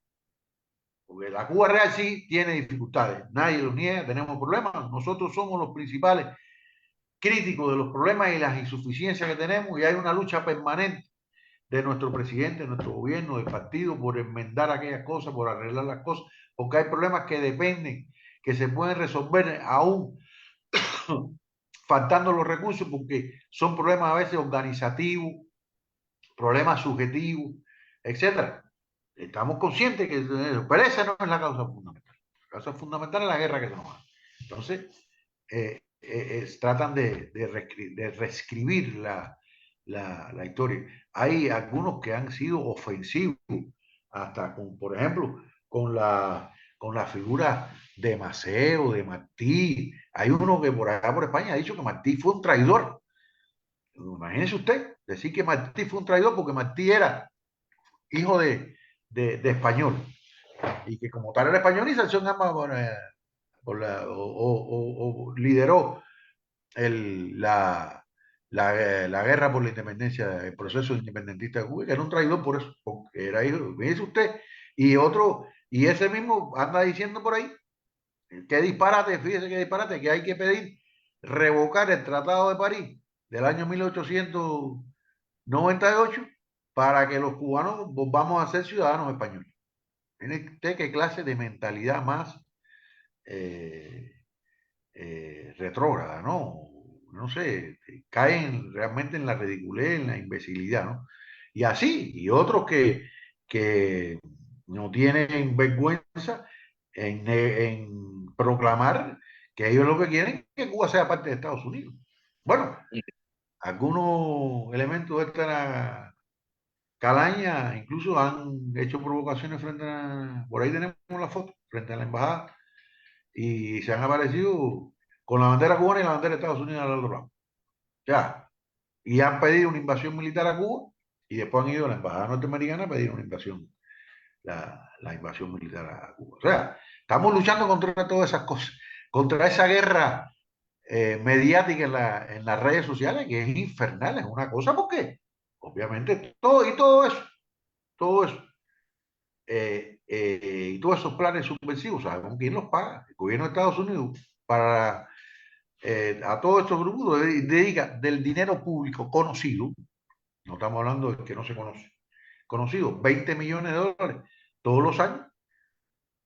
Hay que buscar nada más en los propios sitios de todas estas organizaciones supuestamente opositoras que radican en Estados Unidos, de dónde viene el dinero, financiamiento. Y otros que participan de proyectos subversivos contra Cuba. Algunos hasta ingenuamente, déjeme decirle. Yo recomiendo, busquen en internet el arte de la inteligencia de Alan Fortendoll, que fue director de la CIA, primer director de la CIA. Búsquenlo, el arte de la inteligencia.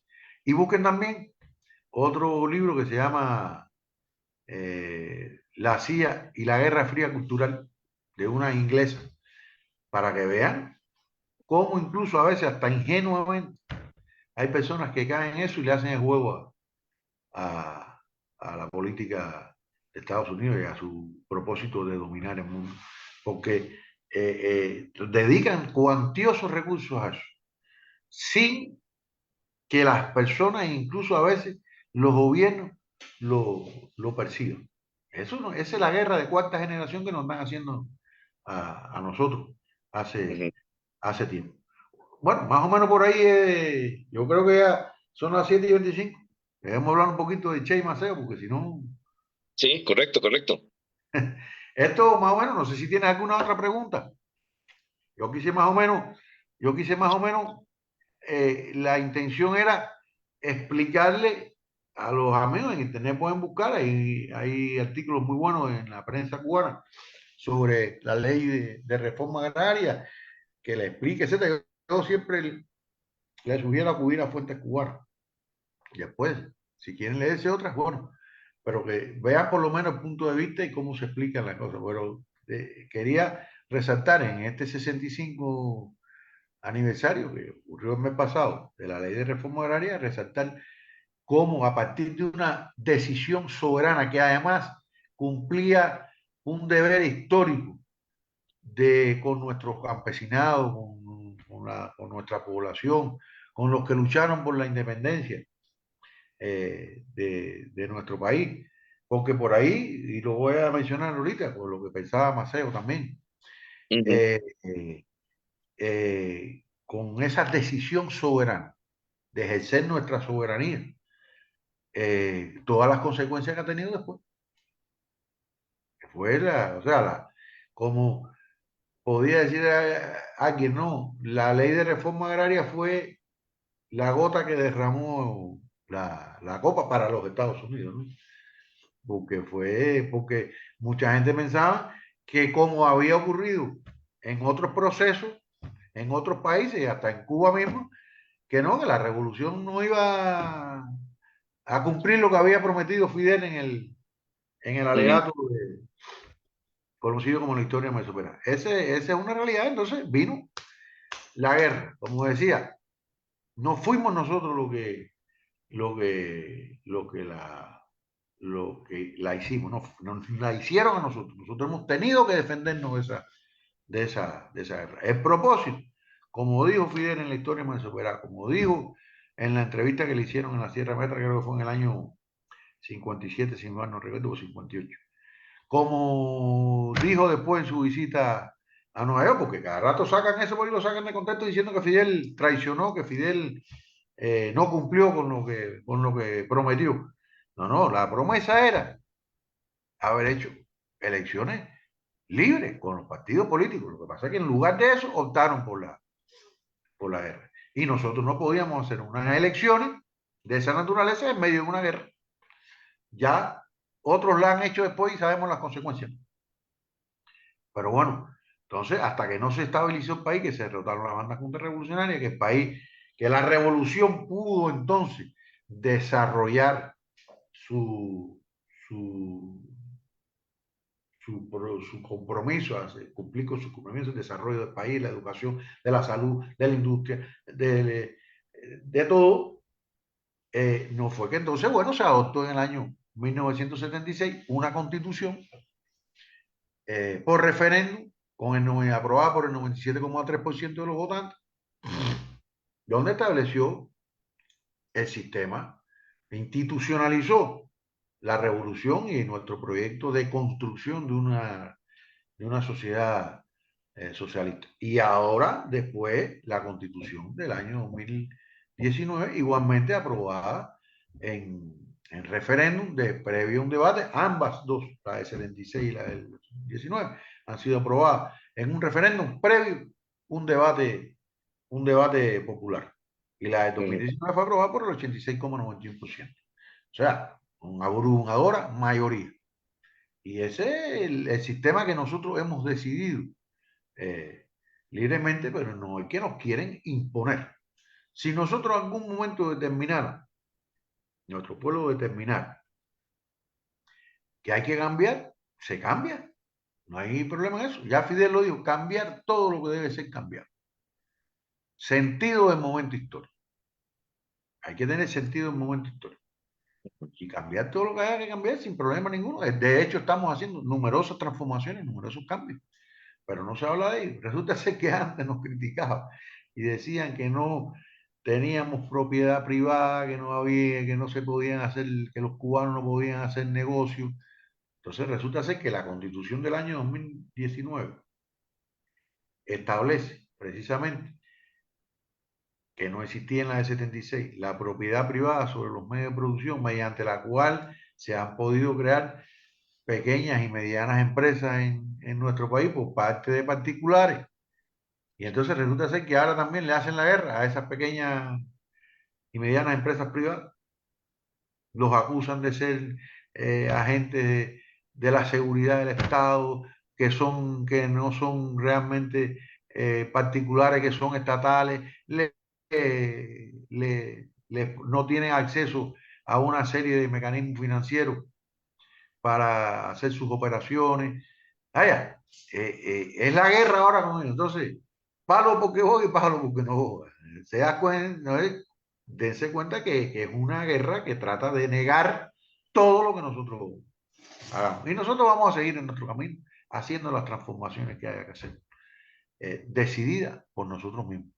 Ese es un principio fundamental. Bueno, Así es, señor embajador.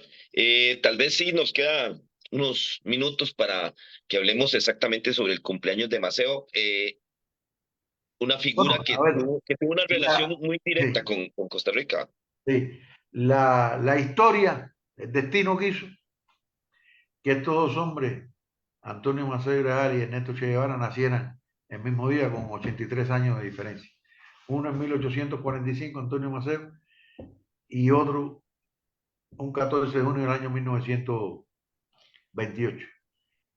Eh, entonces, realmente, hoy Maceo hubiese cumplido 169 años. El Che cumpliría 96 años. Pero yo creo que lo siguen cumpliendo. Yo creo que siguen cumpliendo años porque yo creo que están más vivos que nunca. Maceo es un símbolo en nuestro país.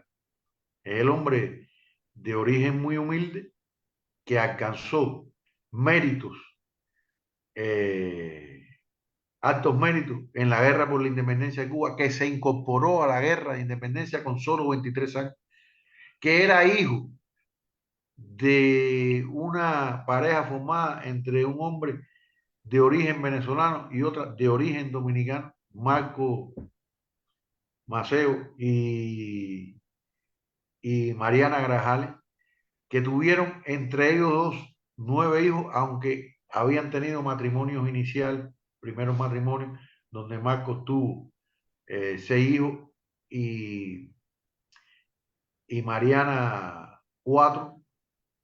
Eh, Marcos se separó de su primera esposa, Mariana enviudó, Marcos conocía a la familia de Mariana, por ahí vino la relación, se conocieron cuando yo era viudo, tenía 35 años, cuando se unieron, después, como en aquella época no existía el divorcio, se casaron cuando la primera esposa de Marcos falleció, y fue una familia que ejerció una gran influencia en la personalidad después de Antonio Maceo y sus hermanos, porque hay que decir, y hay un pasaje extraordinariamente hermoso. La guerra de independencia comienza el 10 de octubre del año 1868 en la de Majagua. Al siguiente día va una persona a casa de los Maceos y les pide unirse en a las fuerzas independentistas. Antonio, que era el mayor de todos, tenía 23 años. Y es el que se une. Pero antes de hacerlo, la madre, Mariana Grajales, los reúne a todos dentro de la casa y frente al crucifijo los hace jurar que entregarían que entregarían hasta su vida por la lucha por la independencia de Cuba. Y es por eso que todos los Maceos, todos los 9 hermanos, incluyendo otros del primer matrimonio de su madre con un señor llamado Regoifero, muchos, todos los Maceos murieron o participaron en la guerra por la independencia de Cuba. Empezando por el padre que murió también en la guerra, Antonio que murió en la guerra, José Maceo que murió en la guerra. Ambos dos, esos dos estuvieron aquí en Costa Rica, en la mansión, allá en Nicoya. Entonces, Maceo es una persona humilde que se incorpora a la lucha y va ganando méritos mediante su destreza, su valentía y sobre todo su ejemplo. Va ganando hasta que llega a ocupar en los grados, hasta que se gana los grados de general del Ejército Libertador y llegó a ocupar el cargo de lugarteniente general, o sea, el segundo después de Máximo Gómez. Máximo Gómez era jefe del Ejército Libertador y Antonio Maceo era el segundo. Y fue el hombre de Baraguá, el hombre que protestó aquel pacto ignominioso con España, que no reconocía ni la independencia de Cuba ni la abolición de la esclavitud, que habían sido las banderas fundamentales porque los cubanos habían alzado en armas. Es el hombre que después de eso continúa la lucha. Y quienes lo acompañaban le pidieron que saliera del país para reunir fuerza y recursos para continuar la guerra por la independencia. Y lo hizo a regañadientes. Y después no pudo continuar, no se pudo continuar y hizo todo un periplo por países, se estableció, bueno, hasta que se estableció en Costa Rica, pero vivió en Jamaica, en Honduras, en Estados Unidos, siempre con la idea fija de reanudar la guerra por la independencia de Cuba. Porque aquí, si algo hay que estar consciente es que el gobierno de Costa Rica, de entonces, del año 1891, que fue cuando él llegó aquí a Costa Rica, le otorgó esa concesión en Nicoya a conciencia de que Maceo no lo hacía, no se iba a radicar ahí de forma permanente. Que Maceo, junto a 100 familias cubanas que combatieron con él en los campos de Cuba, lo que iba a utilizar ese lugar para prepararse para en un momento determinado reiniciar la guerra contra España. Por eso, la intención inicial de él era radicarse en la zona de Limón, pero por protesta del gobierno español, entonces el gobierno de Costa Rica decidió dárselo allá en Nicoya, en lo que es hoy Guanacaste, ¿no? En la provincia de Guanacaste. Y ahí se radicaron. Ahí, por eso, Martí viene en dos ocasiones a Costa Rica, en 1893 y en 1894. Aquí es a conversar y a organizar a la guerra contra España, porque para él era fundamental que esos dos grandes hombres, jefes militares y políticos además, Máximo y Antonio Maceo, participaran de la guerra. Sin ellos no podría tener éxito la guerra contra España, porque eran las personas más con mayor autoridad moral. Porque hay que recordar que la guerra de los 10 años, después de 10 años, en el año 1878, precisamente lo que mencionaba en el Pacto de San Juan, una de las causas de aquella guerra, y la pérdida de aquella guerra, fue la desunión de los cubanos. Y Martí, que no había participado en aquella guerra, tenía apenas 16 años, cuando se inició la guerra por la independencia de Cuba. Después se convirtió en el líder del movimiento independentista en Cuba. Creó el Partido Revolucionario Cubano para dirigir y conducir la guerra contra España, la independencia de Cuba y contribuir a la de Puerto Rico, con un programa político. En eso Martí se adelantó a Lenin en crear un partido para conducir una revolución, porque le llamaba revolución. Y en una carta que le hizo a General Máximo Gómez le decía, revolución no es la que vamos a hacer en la Manigua, sino lo que vamos a hacer en la República. Y hubo diferencias entre Maceo, Gómez, Martí, etc. Pero supieron anteponer su amor a la independencia de Cuba, lograr la independencia de Cuba a sus diferencias personales, diferencias algunas veces de concepción, pero cuando usted ve en la sustancia, realmente no había, no había tales, las diferencias no eran contradictorias a punto de hacer fracasar eso. Y Martí hizo realmente una labor de unidad de los cubanos, de la cual participaron Gómez y Maceo. Y como decía, por ejemplo, este mes se cumplió el día 5 de junio se cumplió el 130 aniversario de la segunda visita de Martí a Costa Rica, que estuvo del 5 al 18 de junio, y fue la vez en que estuvo una noche en Orotina y después en Punta Arenas. Precisamente el miércoles pasado celebrábamos participamos un acto en la Casa de la Cultura en Punta Arenas, donde se conmemoró el 130 aniversario de la visita de Martí a Punta Arenas, y por la próxima semana, el día 18, estaremos en otro acto donde se va a colocar una placa en homenaje a Martí, porque fue declarado como huésped de honor por parte del Consejo Municipal de Punta Arenas, igual que lo hizo el Consejo Municipal de Orotina. Entonces, ¿a qué vino Martí aquí? Bueno, Martí vino precisamente a ver a Maceo. Primero, en la primera visita fundó el partido, los clubes del Partido Revolucionario Cubano, y conversó con Maceo sobre todos los planes para llevar a cabo la independencia. Y después, en el año 94, por esta época, vino porque estaban en la preparación del plan conocido como la Fernandina, que contemplaba tres embarcaciones que salían de Estados Unidos, una que iba a venir aquí a Costa Rica a recoger a Maceo y los que estaban con él, otro que iba a ir hasta República Dominicana a recoger entonces a Martí y a Gómez, y otra que iba a ir directamente de Estados Unidos a Cuba. Todo muy bien son sincronizados de forma tal que llegan los tres al mismo tiempo a Cuba para reiniciarla.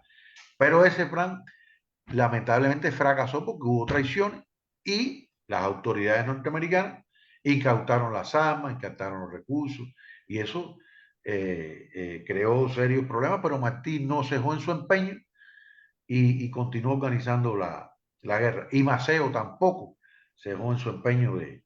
Ellos estaban comprometidos. Si algo tienen estos hombres, como lo han tenido todos los revolucionarios cubanos, como lo tuvo el Che, incluso más allá de sus ideas, es el ejemplo y la ética con la que actuaron en su... Hay que ver, hay un diario de Panchito Gómez Toro, que era el hijo de General Máximo Gómez, que acompañó a Martí durante esta segunda estancia en Costa Rica, donde usted ve en ese diario cómo anotaba todos los gastos que llevaban, que tenían durante el viaje, el hospedaje, la alimentación, el costo de transporte, hasta las gratificaciones que le daban a los empleados que los atendían en los alojamientos, etc. O sea, una escrupulosa contabilidad de todos sus gastos. Y se dice, por ejemplo, que Martí, que tenía dinero, que había recaudado dinero para la independencia de Cuba, jamás lo utilizó en algo personal, incluso que andaba con sus ropas desgastadas. Un hombre que además estuvo enfermo muchas veces, pero con una escrupulosidad, y Maceo igual, o sea, gente que su amor a su causa, su pasión por la causa noble que defendían, los hacía actuar con una honorabilidad. Y esa es una de las cosas. Y otra cosa es, de estos hombres, tanto con Che también, la consecuencia, o sea, lo consecuente que fueron entre lo dicho y lo hecho. Martí decía que la mejor forma de decir, la mejor forma de decir es hacer. Ese es un pensamiento martiano que yo siempre, entonces, usted no puede separar al hombre, a los hombres de su pensamiento, de sus actuaciones. En el caso de ellos es, no fueron, nunca dijeron una cosa y después hicieron otra. Esa es una realidad. Hay realmente, hay un libro aquí sobre Maceo, un libro que escribió don Armando Vargas Araya, se llama Diario Maceísta, que está considerado una de las investigaciones más profundas sobre Antonio Maceo. Yo le invito a los que nos escuchen que lo busque. Debe estar en la biblioteca porque fue publicado por la editora de la Universidad a Distancia. Don Armando también ha escrito cosas muy, por ejemplo, este libro que tengo en mis manos, El Código de Maceo. Y ahí recoge una serie de pensamientos. Porque, a ver, Martí dijo sobre Maceo que Maceo tiene tanta fuerza en la mente como en el brazo. Firme es su pensamiento y armonioso como las líneas de su cráneo. Porque algunos piensan que Maceo solamente se destacó por su eh, aspecto militar, ¿no? Como general, como combatiente. No, no, Maceo también es un hombre de pensamiento y un hombre que no escribió ni tanto como Martí, pero que dijo cosas y tiene un pensamiento tenía un pensamiento muy avanzado. Por ejemplo, Maceo decía, la patria soberana y libre es mi único deseo. No tengo otra aspiración y agregaba que sin independencias, que su núcleo se arraigaba en la capacidad latinoamericana de resolver sus problemas sin injerencias ni dependencia foránea. Y decía Maceo, suceda lo que suceda, Cuba no debe ni puede esperar soluciones extrañas. Su porvenir está en hacerse reina absolutamente de su destino. ¿Qué nos está diciendo aquí? Con soluciones extrañas. ¿Por qué? Porque había quienes lo impulsaban que la solución de la independencia de Cuba era anexarnos a Estados Unidos. Y él lo dice Que después, le pasara a la de Puerto Rico. sí, y él lo decía más claramente. Maceo dijo, por ejemplo, la libertad se conquista con el filo del machete. Machete que lo utilizaban como arma de combate, que se la enseñó a usar Máximo Gómez, con el filo del machete. No se pide. Mendigar derechos es propio de cobardes incapaces de ejercitarlos. Tampoco espero nada de los americanos. Tampoco espero nada de los americanos. Mejor es subir o caer sin su ayuda que contraer deudas de gratitud con un vecino tan poderoso. Eso lo dijo Antonio Maceo, como también dijo, la patria, como decía, la patria soberana y libre es mi único deseo. No tengo otra aspiración. Con la soberanía nacional obtendremos nuestros naturales derechos, la dignidad sosegada y la representación de un pueblo libre independiente.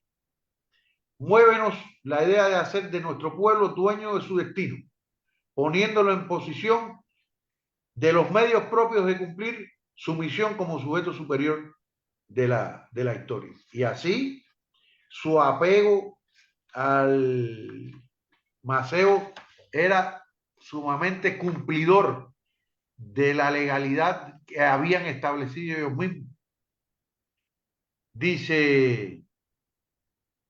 Decía Maceo también, nosotros, dice, nosotros trabajamos principalmente,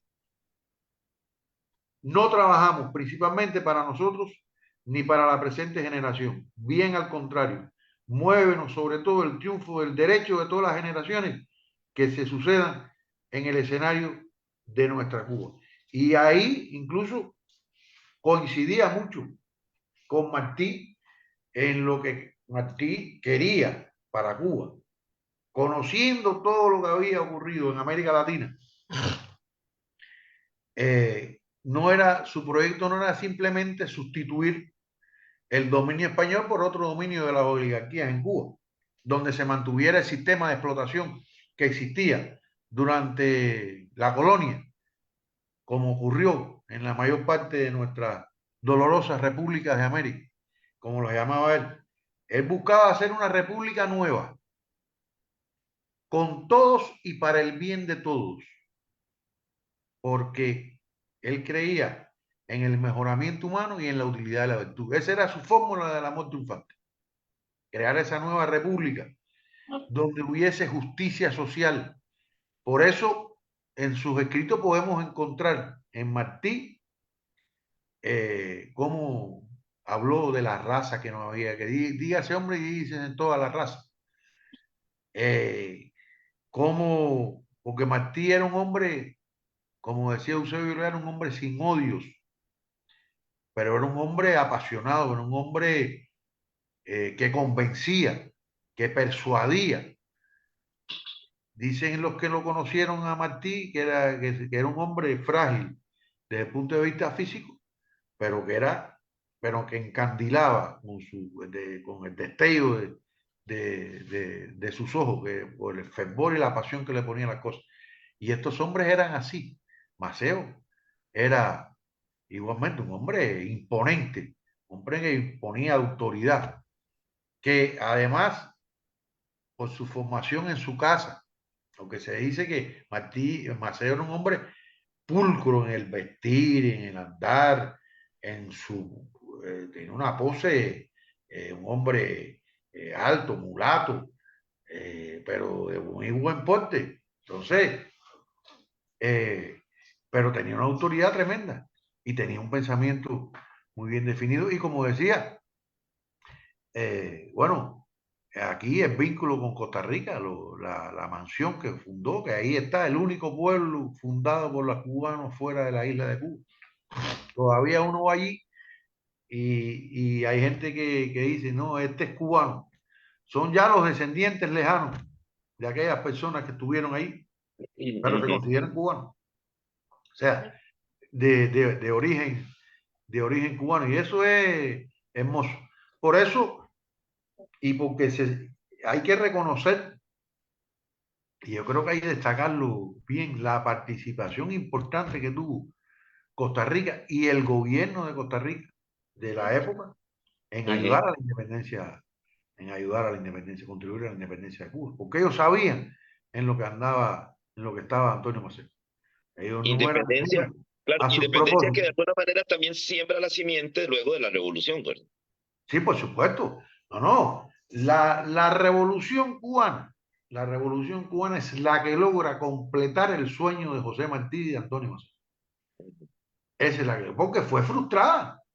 La independencia de Cuba quedó trunca con la intervención Claro. norteamericana, con la imposición de una enmienda en nuestra constitución, con la intervención descarada que no se hacía nada en Cuba, si no era con el beneplácito del embajador de los Estados Unidos.